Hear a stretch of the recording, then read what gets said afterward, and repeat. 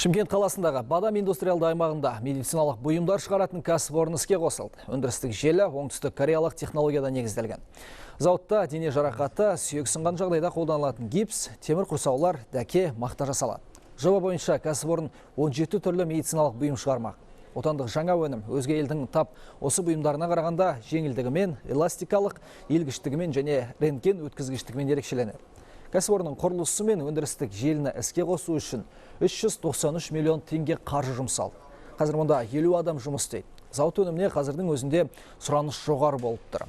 СК Фармация мекемесі кәсіпорын тауарын сатып алу үшін 10 жылға келісім жасады. Сондай-ақ қазір медициналық бұйымдарды Түркия, Өзбекстан және Қырғыз елдеріне экспорттау бойынша да келіссөздер жүргізілуде. Әзірге зауыт өнімінде отандық шикізаттың үлесі 80%, келер жылы бұл көрсеткіш 100%-ға жететін болады.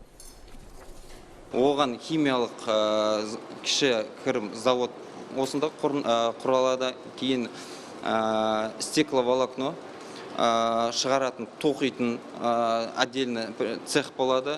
Және де өзіміз қазіргі таңда басқа қалалардан алыстан алып келіп жатқан фольга қорапшасы, ол да осы Шымкент қаласында шығады.